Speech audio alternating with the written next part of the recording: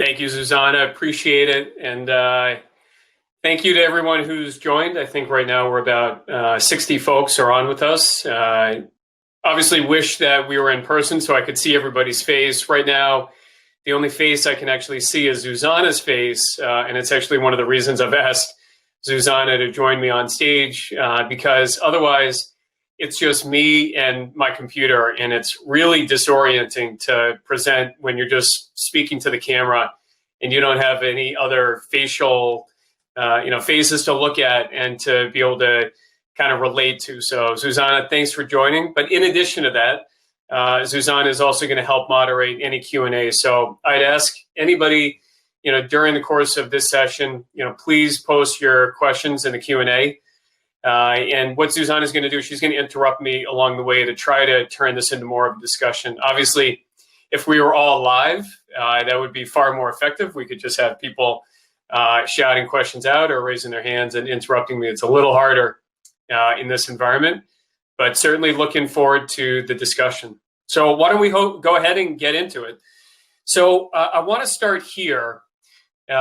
Which hopefully is a graph that is familiar to everybody on this call. And this is the technology adoption lifecycle curve.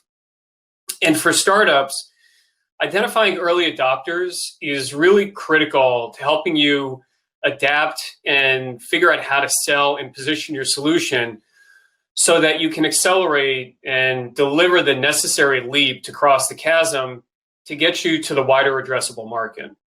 And what's interesting about that is your unit price will hold significantly higher with early adopters than it will with the early majority, because the pain associated with an early adopter is significantly more salient, right? There's a reason that your early adopters are willing to take the risk of acquiring your solution or your technology before it's been completely market validated, right?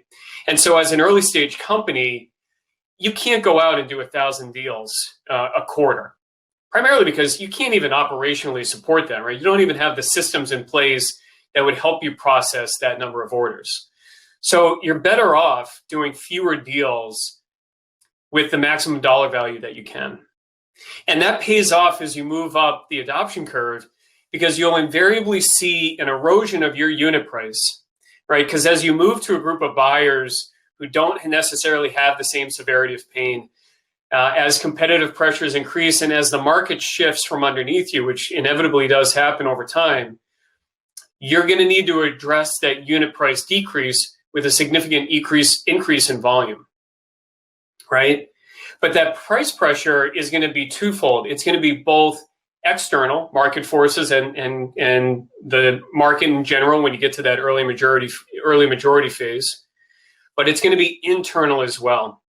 And when I say that, what I mean is it's your internal customer base. And so the point here is that if you do bad deals early, especially with your early adopters, right, in this area, those deals are going to follow you when you get to the mass market. So if you're doing crazy discount deals or deals with crazy special terms, they're going to follow you to the mass market, because as your price erodes, you've already proven that with your early adopters who have that visceral pain, that you'll cut your price down to nothing or you'll offer incredible special terms. And the problem there is that it's a small community. The early adopters are a small community, and they do talk, and word of your deal will get out. And so there's always going to be that question of, well, why did they get that deal? Why didn't I get that deal? We can speak from personal experience at AppDynamics.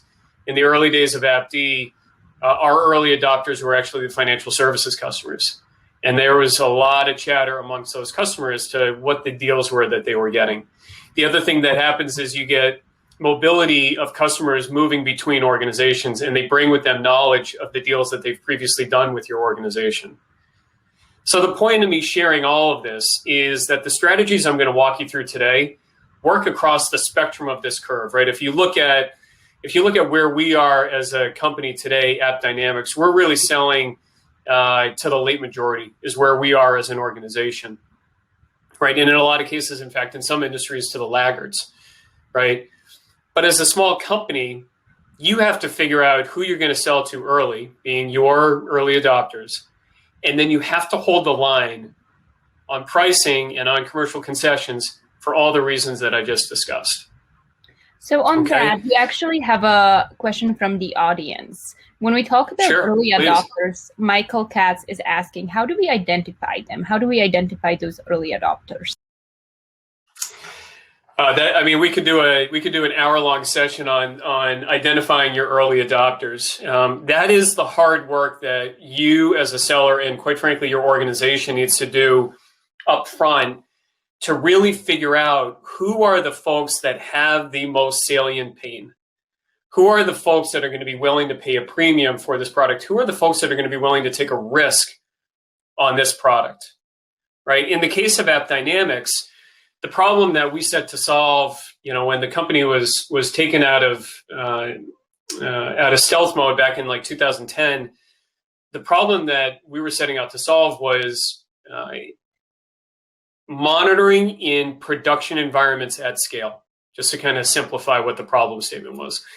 So Gen 1 APM technologies they were not functional in a production environment, a production runtime environment, and especially at scale. Just the IP behind that technology fundamentally broke. So therefore, the early adopters that we were really going after were companies that had a ability to go spend money on technology and a high risk threshold for doing that, and had a really big problem they needed to solve. And ironically, financial services sector was that target market for us as the early adopters. So for you, it's going to depend on what technology you're selling, what product you're selling. You really have to spend, if I'm you, I'm spending 95% of my time trying to figure that out. Because I'll give you an example. If you go try to sell, let's say you find that you've got a niche in life sciences, but then you get Walmart coming to you. Those are going to be two different sales cycles and two very different discussions. You'll probably be able to drive the same dollar value in a contract with a smaller life sciences company than you would with a Walmart, because a Walmart is typically going to act more in the early majority or the late majority, and they're going to have a very different buying motion. So I can't give you a specific answer because I don't know your technology, but you have to do the hard work of figuring out who has the most pain and who's going to be willing to take the biggest risk to sign up for our service or our product. So hopefully that starts to answer the question. All right, Zuzana, any others? All right, let's keep going. So let's do a little bit of Q&A, and this is way more effective when we're in person. So how many people out there think it's crazy the way that we chase deals at the end of a quarter, right? And how many people here feel like they're begging or you're hat in hand to get a deal done on your time frame, right? Please, I need this. It's the end of my quarter. Have you ever uttered those words? How many people out there think that tying a concession to a time frame is like being a used car salesperson? And this is a really interesting one, because what I find is that there is a generational gap in the way that this question gets answered. I think, I'm 43 years old, and I think people from kind of my generation and older would not make that statement, that tying a concession to a timeline is kind of like a used car salesman. And I feel like the younger generation does feel that way. Suzanne, I'm curious if anybody's weighing in on the Q&A responding to that question. Yeah, Colleen says it's mayhem. I think in the response to your first question. Got it. I agree. I think from what I've seen, pushing timelines out and maybe giving too many concessions can be a little bit tough, because that concession really hurts us very quickly, and perhaps less so the customer. So. Yeah, so this is a really important one. And psychologically, I think for all the sellers that are on this call, this is the one that you've got to get over this hurdle. This hurdle of feeling like you're a used car salesperson if you tie a concession to a timeline. Because we're all used to that, right? You got to buy by the end of the month. You got to buy by the holiday. But the truth is, these are the type of activities that happen in everyday life. Right? So you think about it, when's the last time you purchased an airline ticket? Might have been a long time ago. When you think about it, when you go purchase an airline ticket, you get that little scroll bar that says, hey, if you're willing to be flexible on your travel dates, if you're willing to fly a day early or a day late on either side, we can get you a better price, right? That's actually tying a concession, a commercial concession, to something that matters to that airline, right? And that's the date of flight. Obviously the example of auto buying, right? Never buy a car the first of the month. Why is that? Auto dealerships are actually, they carry monthly quotas. You want to be buying at the end of a month. You want to be buying at the end of a model year end, because timelines matter, and timelines matter to everybody that's in sales, right? We are quarterly operated, whether you're working for a publicly held company or a privately held company. Timelines matter. Timelines matter. You may need to meet payroll, is what you may need to be doing as a private company, right? As a small startup company. So timelines matter, and we absolutely make concessions based on timelines. All right. I think Michael also makes a really good point here from the audience. He says, usually buyers also know this, so that they are looking for the fire sales. Yep, absolutely. And so we're gonna give you strategies and techniques of how to work with that, understanding that that's going to be the mentality from the customer side. Okay. So another question, and I think the biggest question is, what is the biggest mistake you can make during a negotiation? I'm curious for any answers that might pop up. Feel free to type it into the Q&A.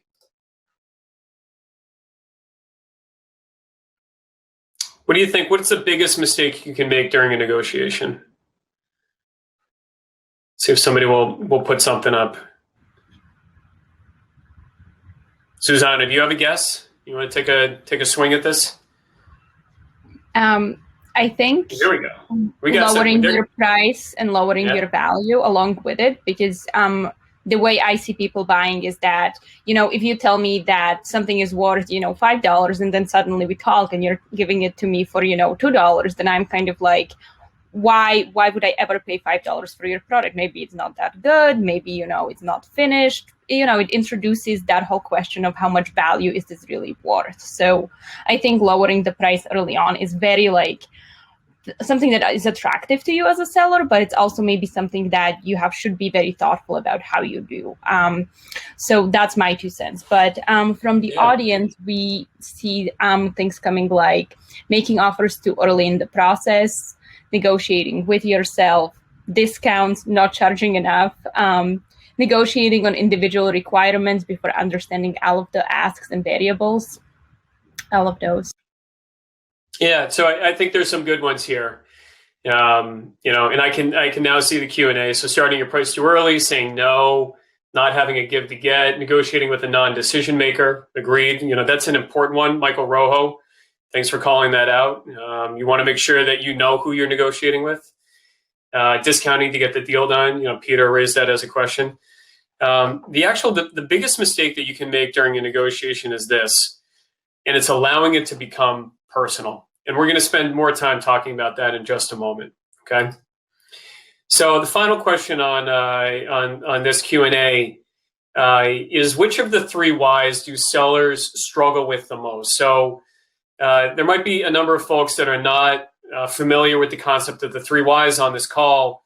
The 3 whys is a strategic selling pillar that we adhere to at App Dynamics. It's at the epicenter of our selling motion. And so if you're not familiar with the 3 whys, this concept, I'd encourage you, following the call, to Google 3 whys sales, and you'll see a number of interesting articles on the subject. A couple folks that you could search for: Jeremy Duggan, formerly of App Dynamics, has written on LinkedIn about the 3 whys. Mark Cranny has written about the 3 whys as far back as 2014 when he was with Andreessen Horowitz. And more recently, the CRO of Sprinkler, Luca, has written about the 3 whys, and I think that was a few years ago as well. So many resources about the 3 whys. Go get familiar with it, because it's the thing that every great salesperson does already. They might just not know it. And it's what's going to really help you build value during your sales process. And so, let's see if there's any guesses from the audience. What do we think? What is the biggest struggle that sellers have of those 3 things? So why buy anything is, why are they going to do anything? Why take action, right? The second is, why buy your solution? In our case, why buy App Dynamics? And then lastly, why buy it now? Which of the three? Let's see if we can get someone to chime in. And we'll probably just go ahead and, Susanna, you want to take a guess? I see a lot of people saying us. Why buy us? I think the why buy anything actually ends up being the most difficult one. I'm going to offer a very different perspective. The answer is the why now. The why buy now is actually where we end up struggling the most. And don't get me wrong, the why buy anything, that's hard, but that's all about seeking out pain. You got to go understand your customer's pain before you can sell them anything. And so that's always going to be hard. It's not the hardest thing though, right? This is talking about when we get down to deal making, right? Why buy us? That's all about competitive differentiation. How is our technology, our offering, our solution differentiated against the problems that you're trying to solve? And have I done a good enough job explaining that and getting you to believe that during the sales process? Really, the biggest hurdle to getting deals done is the why now. It is that timeline, right? And so we as sellers, we need to create compelling events. And we need to help our champions. Yes, timelines help our champions get things done in their own organizations. And we need to get to the economic buyer in a line so that we can go get this deal done. So let's talk about this. Let's get into the meat of this now. So what are we going to really talk about here? We're going to talk about a few things. So number one, what do we really know about procurement and vendor management, right? VMO is vendor management office. What do they know about us? What do they want us to do? How should we engage? We're going to do a step-by-step and then a little bit of a play it out. So let's hop right to it. So I want to demystify who works in the procurement department. We'll start in the upper left. The chief procurement officer is typically a direct report either to the CFO or maybe in some organizations, maybe a report to the general counsel. And this individual sets out the overall procurement strategies for the entire organization, right? So it's a strategic role, very important role as the organization gets larger, okay? The second role to talk about here is the manager or the senior procurement officer. And they're the ones that negotiate and manages a buying process on behalf of the company. Okay, in the lower left, you have a procurement officer, right? And that's somebody who's probably on the front end of managing the bidding and is tendering offers if it's a competitive situation. And they're kind of in the middle of getting quotes and providing feedback to you as the vendor. And then lastly, in the lower right is the buyer. And that's somebody who's really more transactional focused around the paperwork process. So question for the group, when you're negotiating a deal, and obviously it depends on the size of the deal that you're working on, where do you typically land in the procurement organization? Well, where you land is in the upper right with a manager or a senior procurement officer. And so that leads us to the first mistake that sellers make when they get to procurement. So if you think about it, think about the selling process you've just been through. We've spent months and months building business and technical champions on the side of on the business side of the account, right? On the IT side of the account or the business side of the account. I mean, we get to know who they are. If you're building champions, you get to know a lot of things about their personal lives, their families, etc., what's important to them. And then we get flipped over to procurement, and we think it's okay to run over there without any preparation. And when we see a manager title in somebody who's in procurement, we just assume we're going to run over them. Well, the important thing here is if you look at the average tenure of people in these roles, a manager in procurement, a procurement manager or a senior procurement officer has been doing that job for 10 years. So they have the 10,000 hours that Malcolm Gladwell wrote about in Outliers, right? They have been having the conversation that you're about to have with them every single day for the last 10 years. And that means one thing: they are going to eat you alive, okay? Because they're doing this every day, and you may do this 4 times a year if you're lucky, maybe 10 times a year if you're really lucky. So the point here is you've got to be prepared and you've got some strategy. You got to have some strategies how to enter these discussions.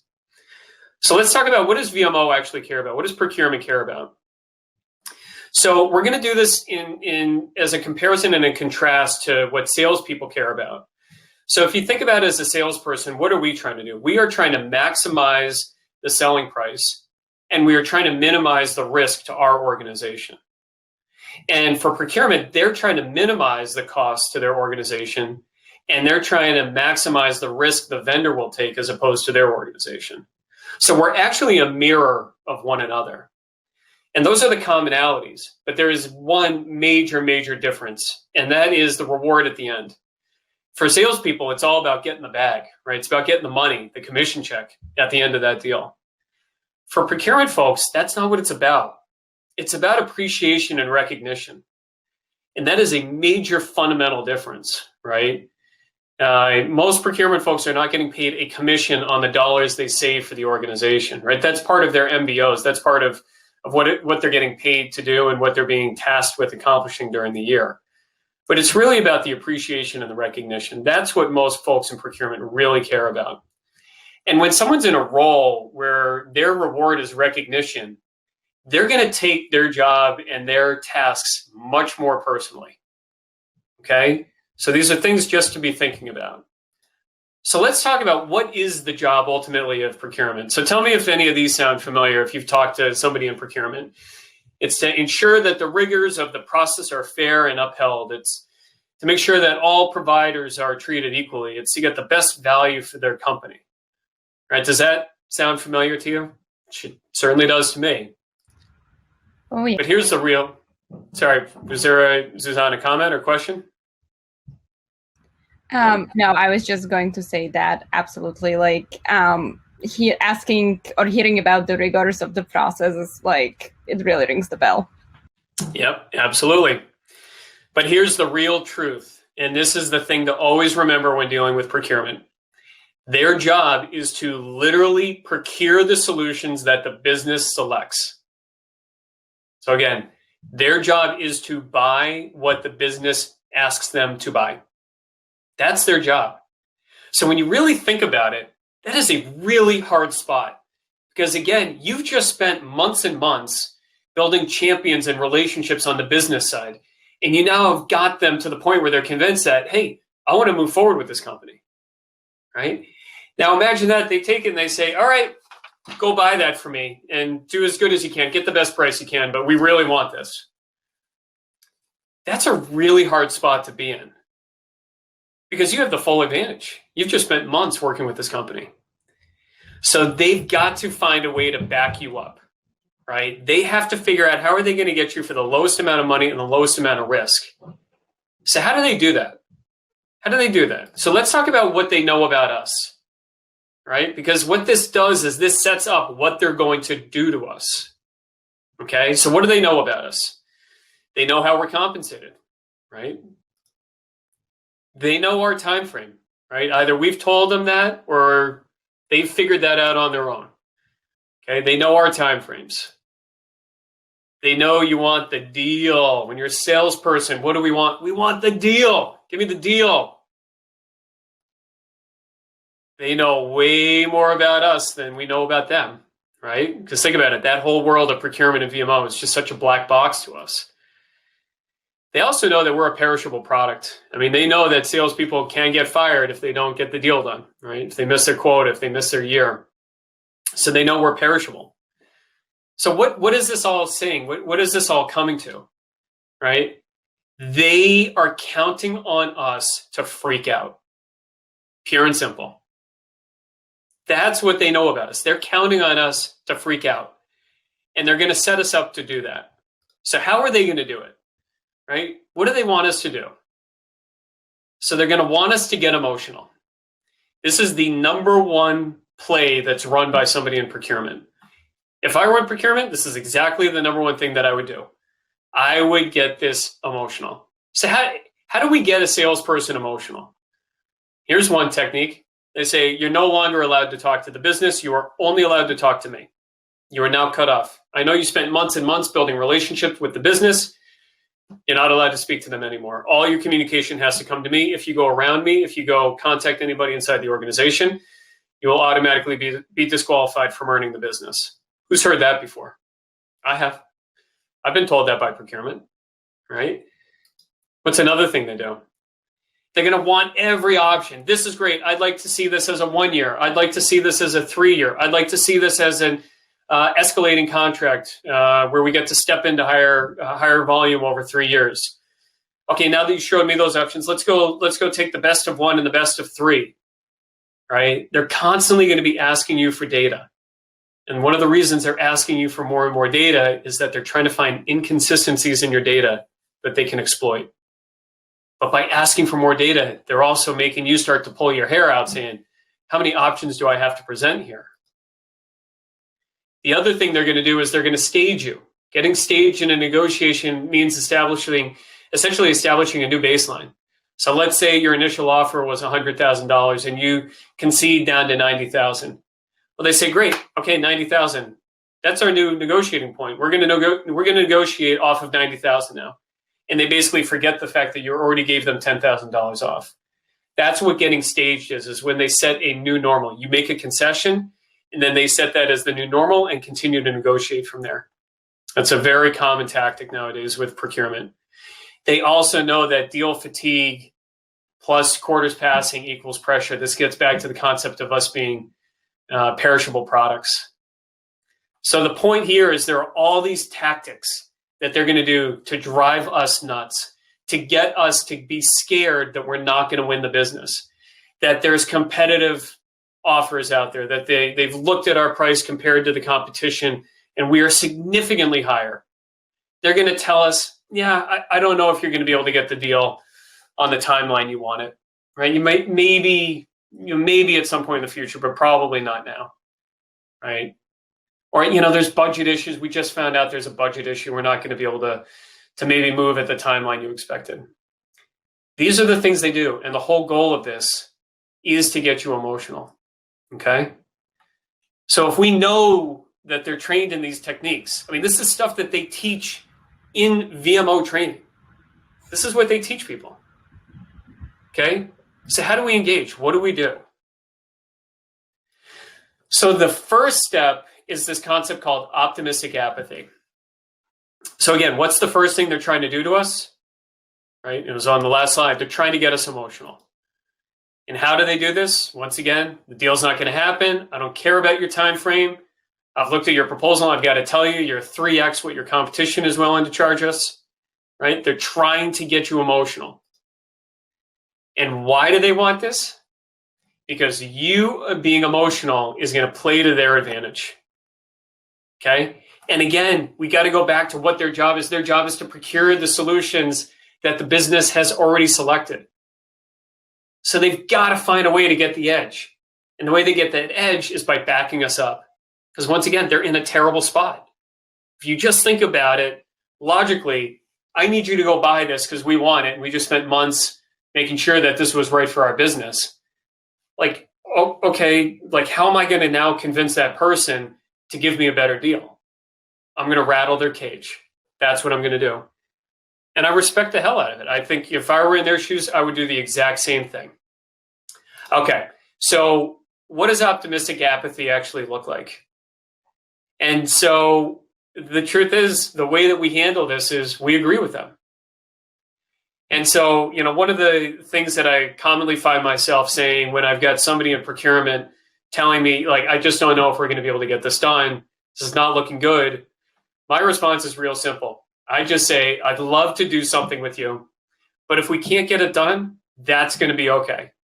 I'm going to be okay. Our company's going to be okay. Your company's going to be okay. It's okay. Like, if we can't find common ground, it's going to be okay. Now, again, you've got to remember that what's happening behind the scenes is that the business has told procurement, go buy this. This is what I need you to buy. So now a lot of this hinges on your ability to be really compelling and make sure that you've got champions and you've got an incredible value proposition and you've got a strong why anything and a strong why now, right? Because that gives you the leverage with procurement to sell your solution. But this whole idea of just saying, hey, I get it. And you know what? It's okay if we can't get something done. Because what it does is it like crosses the wires in the heads of some procurement people. Not everyone, but in the vast majority of them, it crosses the wires because they're not expecting that reaction. What are they expecting? They're expecting the freak out. They're expecting the stammering. Well, what if we'll cut our price by 20%? Right? Have you ever found yourself doing that? This is all part of the strategy. It's all part of the techniques that they're applying to you. So you basically have to flip the script on them and make them understand with optimistic apathy, like, hey, look, I really hope, just so we're clear, I really hope we can get something done here. But if we can't, it's okay. I'm going to be okay. You're going to be okay. The businesses are going to be okay. Right? But to be clear, I really do want to get something done, and I hope we can get it done. But I certainly understand if we can't find common ground. It's hard. This is really hard. In a lot of ways, it's easier when you're a leader in an organization. It's easier to do this than when you're a rep, right? When you're a rep, every deal is so personal to you. And so having a little bit of separation from the deal makes this easier as a leader to have this discussion with a customer. So here's the second strategy. So we talked about optimistic apathy, and that concept of optimistic apathy has to span the entire life cycle of your negotiation with the vendor management office. The second step is this concept called deal desk. So let's talk about what deal desk is. How frequently does vendor management or procurement tell you about their process? Well, the way this works is we've got to go get the budget codes and make sure that that's approved. And even after that happens, and we go through these, then we got to go get the following people to sign off. Then it goes to Ariba. Then we got to go through another process. They're constantly telling you about their process and telling you why their process is not going to allow them to execute on your timeline. Well, how often do you tell them about your process, right? When's the last time you talked to them about the process that you have inside your company, right? So here's another question. How do you keep a negotiation from getting personal, right?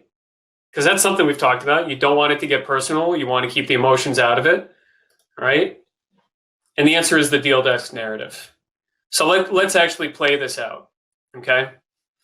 So the deal desk narrative is essentially saying that I've got a process inside my organization. Now, at AppDynamics, we do have a deal desk. I mean, we have a legitimate deal desk. That deal desk is comprised of members of our SaaS finance, revenue, legal, order operations, and typically a member of exec staff, depending on the size of the deal. And that deal desk comes into play when a customer comes to us with a request for a non-standard term. So a non-standard term could be anything. It could be a flat renewal rate, right? It could be the ability to purchase additional quantities of software during the term of the agreement. It could be a steeper discount than what our policy calls for. Any of these things are considered NSTs, non-standard terms. And the moment that we get into a discussion about a non-standard term, I have to go to my deal desk, okay? And it's up to my deal desk to evaluate the quality of every deal that comes into the company, okay? So in this case, the way that we do this at AppDynamics is we say, hey, you're asking me for a non-standard term, an NST, and so I've got to bring it to deal desk. And what deal desk is going to ask me is they're going to ask me two questions. They're going to say, hey, if we agree to the non-standard term, the NST, that your prospect or your customer is asking for us, do we win this deal? Do we get the deal? And secondarily, assuming yes, do we get the deal in a time frame that is meaningful and material to our business? Now, as a publicly traded company, quarters matter to us, okay? And we don't apologize for that. We're unapologetic about the fact that quarters matter to us. So the way I would discuss this with procurement is, hey, look, you're asking for the following things. These are NSTs. The way this process works is I'm going to go to my deal desk. My deal desk is comprised of folks from our corporate team representing revenue, SaaS, finance, legal, operations, and is typically a member of our e-staff, depending on the size of the transaction. And when I bring this NST and these requests to this package to the deal desk, they're going to ask me two questions. They're going to say, if we agree to this NST, do we win the business? And secondarily, do we win the business that's on a timeline that's material to us? So Mr. or Mrs. Procurement Officer, help me understand, if I bring these NSTs to my deal desk, do we win the business? And does this get the deal done by the end of our quarter, by X date. Okay? Because what are we doing? We are making concessions to buy what? We only make concessions to buy time. That's what we use concessions for, is to buy time. Okay? And, it's the kind of the rhetorical question of, why does time matter? Well, you really have to think about that. So now I know there are a lot of people on this call that are with small 10 or 15 person companies, and you're thinking, hey, I don't have a deal desk, and so a customer is not going to accept that narrative from me. But the truth is that you do have a process inside your organization. You have gates, you have checks and balances. If you don't, you probably should. And if you don't, you should establish one, if for no other reason than to have a real process that you can talk to prospective customers about when you're negotiating with them. And that deal desk could be your CFO, your CEO, it could be your board, it could be your auditors. But regardless, you have a process. And you've got to figure out how to make that formal so that you can talk about it and talk about it credibly. Because by introducing that process, that's how you depersonalize this. Because big companies, quite frankly, are used to small companies doing whatever they want, right? So when you say no to them in terms of not giving them a concession, they're going to feel like it's actually personal. They're going to feel like it's you personally saying, no, you don't want to do that, not the company, right? Well, you could do it, you just don't want to. And the whole point of the deal desk narrative, being able to say, hey, look, every deal goes to my CEO and CFO. So it's really up to them. And so what that does is it makes it so it's not a decision process about you. You're not making the decision. It's a company making the decision. And that small difference really depersonalizes this discussion. Okay?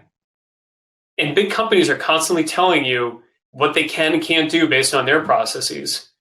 And small companies never talk about it, but you should. Okay, so now let's talk about anchoring the date, right? So we've talked about optimistic apathy. We've talked about the deal desk narrative. Now let's talk about anchoring the date, right? So what are concessions traded for? They're traded for time, right? And the question then is, how do we get the procurement and business to care about our timing? Well, they care about our timing when we tie our concessions to the timing. But this is it. This is the critical point, okay? The customer and procurement have to truly believe that if they don't hit the time frame, that we will pull the concession. And that's why the deal desk narrative is so important, right? If it's you making the concession personally, and you say, well, I can go to this, I can do this, it's very personal. And it's going to be hard for the person on the other end of that negotiation to believe that with any credibility, you personally are going to be willing to pull the concession. But when it's out of your hands and it's no longer mine, look, if it were up to me, I'd hold the line for you and I'd give you this concession next quarter. It's not up to me, it's up to my deal desk.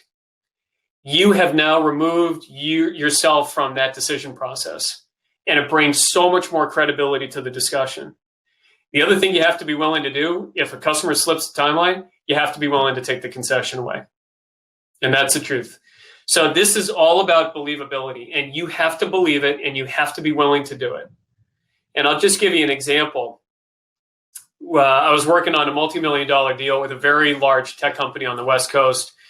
And I spent so much time anchoring the date as well as securing the deal desk narrative that their VMO lead, every time we would go back and forth, the question he'd ask me is, oh, geez, is this going to trigger you having to go back to deal desk?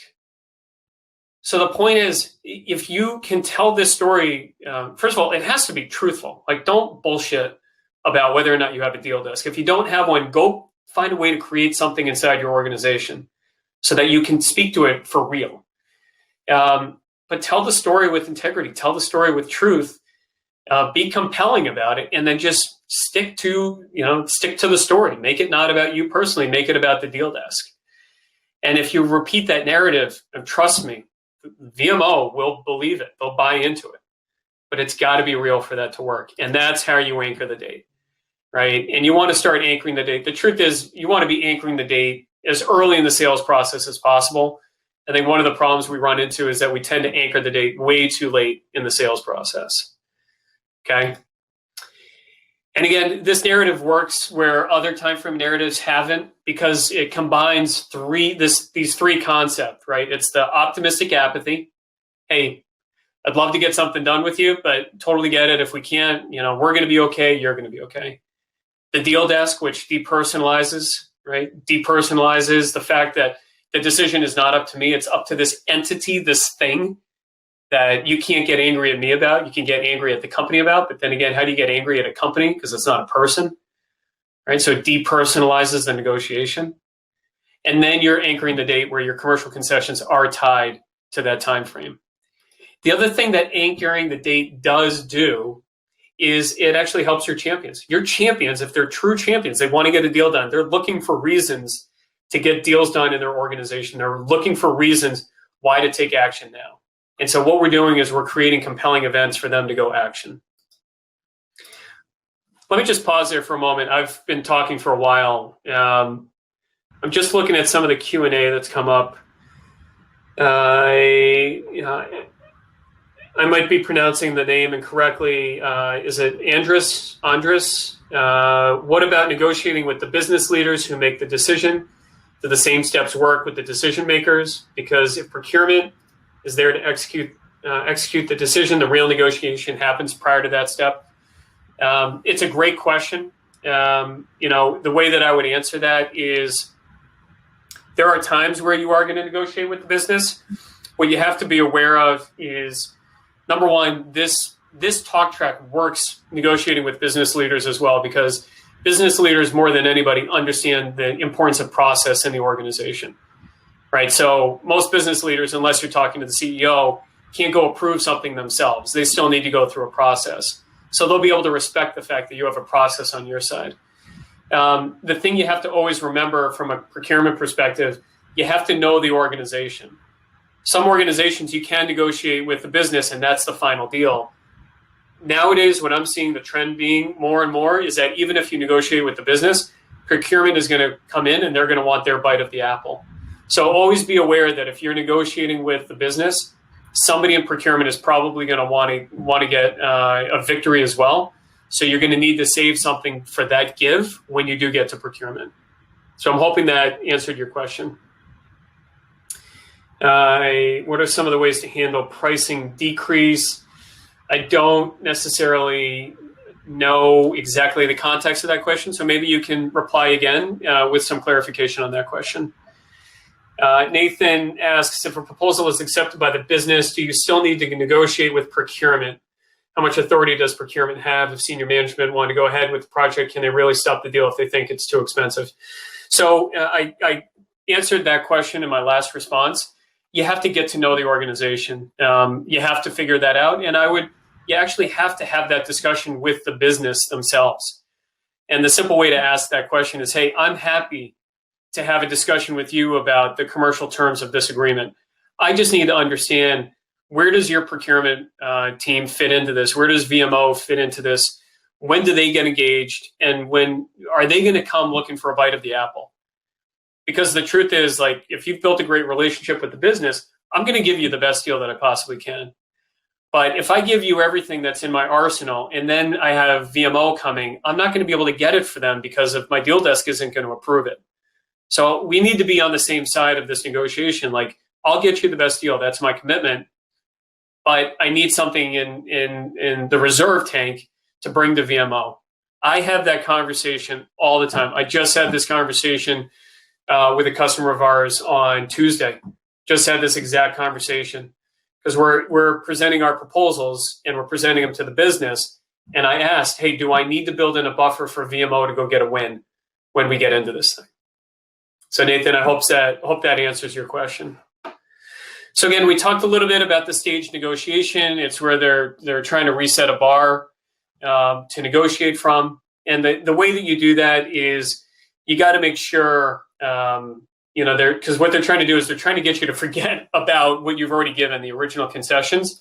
And all you have to do is you're bringing them back to where we started. And the simple way that we do that, we have a deck that we use at Apathy. It's kind of a template where it's essentially a template of, hey, just as a reminder, this is where we started, right? We were at 100,000. We gave you 10, so now we're at 90, okay? And now you're asking for the following. So we're going to evaluate all the context of our commercial concessions in the context of our original starting point, 100, not 90.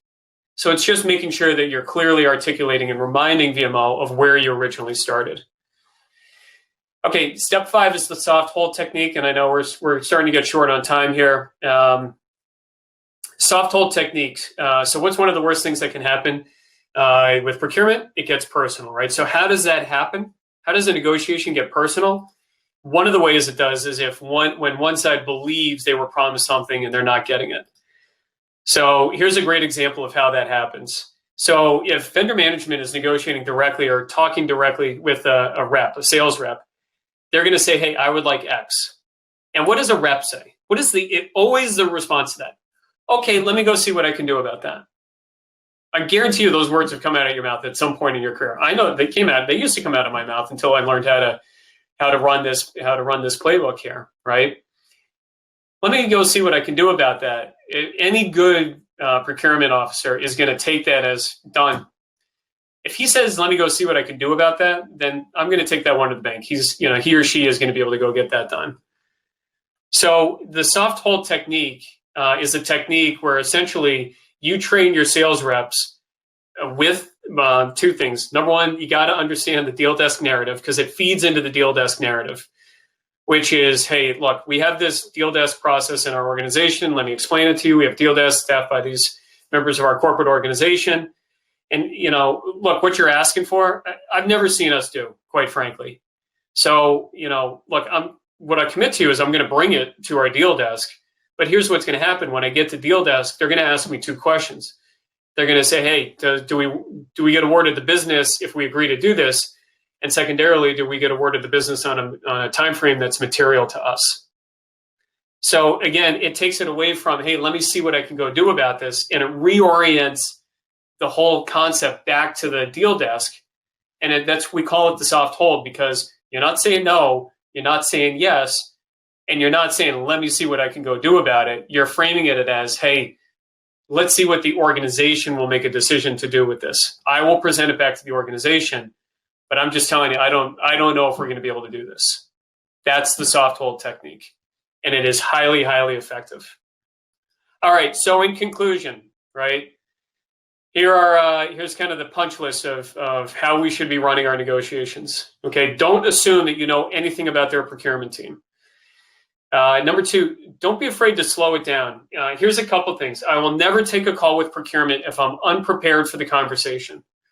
Good VMO will actually call you out of the blue and say, hey, can we talk about that proposal?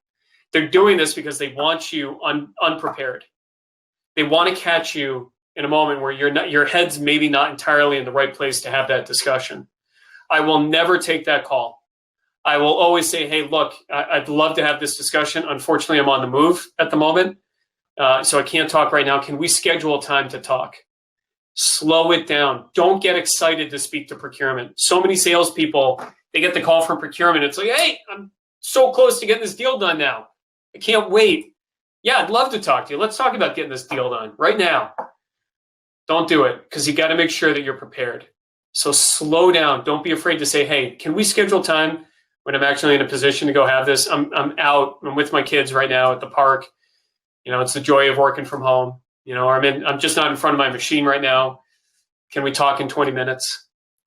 The other thing is change voice. Don't be afraid to bring somebody else to help you negotiate. I know we as sellers have a tremendous amount of pride about wanting to negotiate our own deals.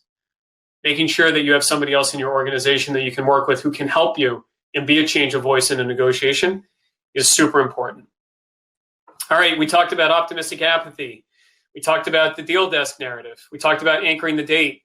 We talked about don't allow yourself to get staged. This is an important one that we haven't talked about yet. All asks need to be quantified. Okay?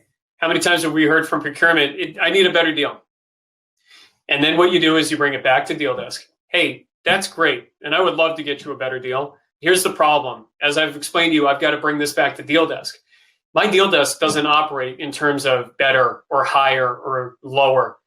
it needs to be quantified. So I need you to quantify your ask for me. Again, I don't know if I'm going to be able to provide you what you're asking for, but my commitment is that I will bring it back to Deal Desk. Okay? All asks need to be quantified, and blame Deal Desk for why they need to be quantified.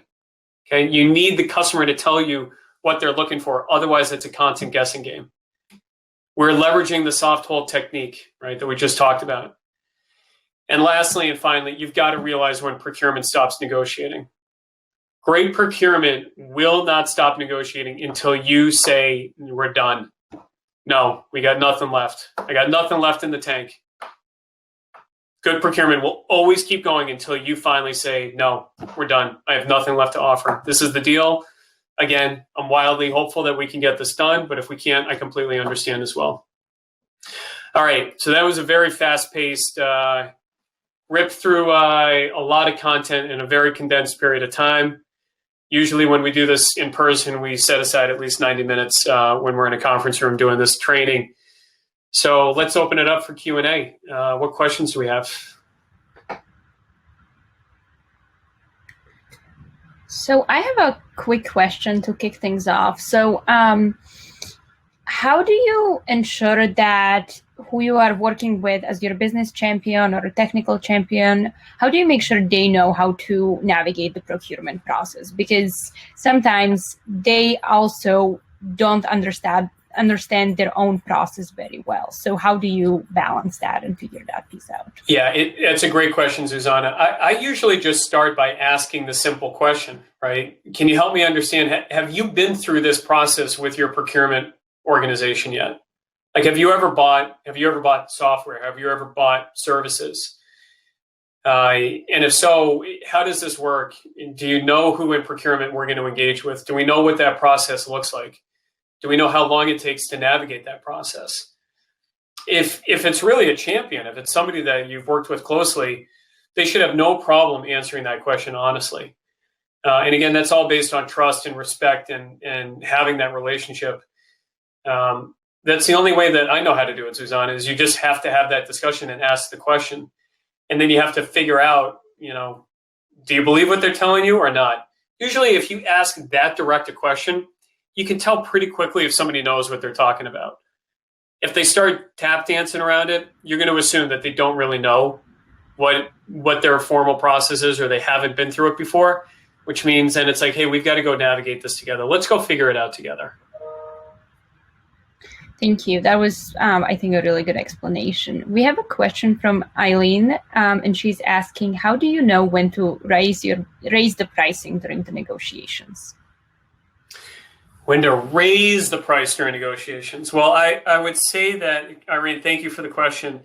I would say that once you're in a negotiation, there's only one direction really that your price is going to go, and that's going to be down, unless somehow in the negotiation, you are finding a way for them to make a much larger commitment, right? So one of the simple ways that we think about pricing is discounts and pricing are equal to a formula that is volume, term of commitment, and timing of execution, right? And I always talk about this with customers is, hey, the way that a discount is structured by our deal desk is it really depends on the volume that you're committing to, right? The more you buy and the longer you commit to, and when you buy in a time frame that's material to our business is how we go structure a better deal. So raising your price in a negotiation, I personally haven't seen it done. I know I've never been able to do that. I've been able to raise my total sale price, right? I've been able to sell more during a negotiation, but it's usually at a steeper discount in exchange for more volume or for more term. Is typically what we end up doing. So, I think one of the hard things for startups is, especially when you're selling to your early adopters, you're constantly working on your pricing, right? You're in that pricing sensitivity phase where you're experimenting, you're trying to see what sticks in the market. And so if that's where you are, if you're experimenting, you've got to have a good idea going into each negotiation of what you're trying to accomplish. But just assume you're not going to raise your price during a negotiation. You're only going to concede. And again, what do we concede price for? We only make concessions for time, right? Because we're anchoring our date to those concessions. That makes a lot of sense. To synthesize this, would you say that it's better to plan your price so that you have enough to concede when you get to these conversations? You have to. Yeah, you always have to know where you're going. I mean, very rarely will we get a deal done. This will happen occasionally, and it's when you know for a fact that the business has the power, that procurement will not come in for an extra bite of the apple, and you can have a discussion with an executive to say, look, let's find a price that makes sense for both of us, right? And typically that happens on very, very large deals where it is a direct negotiation with an executive. And we've done that a number of times. It's very rare. So usually you got to build in buffer knowing that you're going to go in one direction and that's going to be down. I see your point. I think this also relates well to our next question from Nathan. Is there any difference when you are selling into discretionary funding versus pitching something that will be put into the budgeting cycle? And I was going to just ask you then to talk a little bit about the maintenance budget versus like buy new stuff budget that you've spoken about before. So I was wondering if that ties in well here. Yeah, it's a great question. So a couple things on that. If you look at companies, and I'm just trying to be cognizant of time, Zuzana, because I think we only have 3 minutes left. When you look at organizations, the way that most organizations budget is you have two separate budgets. You have what are called, with the banks, for example, you have run the bank budgets and you have change the bank budgets. Run the bank budgets are the budgets that are essentially their ongoing operating expense. So it is their people cost. It is their, the rent and the utilities. It is the cost of their computing environments. It's the cost of their network. It's the things that they need in order to operate and run the business. Okay. And then you've got to change the bank budgets. And those are when you're selling into an initiative. You're selling into something that is designed to fundamentally change something that's happening in the bank. The problem with selling into run budgets is that typically it's a one in, one out scenario. So if you're selling into the run budget, that means they've got to eliminate an expense from that budget. They've got to figure out a way to go sunset another tool or another offering. You're doing essentially a competitive takeout in that run budget, right? And then as compared to the change budgets, those change budgets, it's not usually a takeout. You don't have to have a cost offset from the run budget because the change budgets are associated with much bigger strategic initiatives and priorities and goals that the organization is trying to meet. So absolutely, those are going to be two different negotiations. Typically, you're going to have a much, much more difficult negotiation in the run budget than you're going to have in the change budget. And again, because usually you've got a very narrow window that you have to fit in because you're typically displacing a different technology. And so they've got a budget line item that you're displacing in order to fit into that budget. Awesome. Thank you. One more. Yeah, but just, Nathan, to that point, but it still works. All the strategies we discussed today still work regardless of which budget center you're selling into. Okay, thank you. And one last question, and then we'll break up into the mentoring sessions. I know Isaac really wanted to get this one answered. What if a prospect asks for a reference which you cannot provide? Isaac, I'd say that's something that happens. It should happen much earlier in the sales cycle. That should not be happening when you're negotiating. If that is happening when you're negotiating, then I'd argue that you probably skipped a number of steps in your sales cycle. So that's a problem that you needed to address with your champions much earlier in the sales cycle. And that's going to ultimately come down to the depth of the relationships that you have with your champions and your ability to overcome that hurdle if you can't provide a reference. Awesome. Thank you so much for a really valuable workshop. I think we've been getting really great feedback from everyone attending. So thank you again for hosting this and walking us through the process.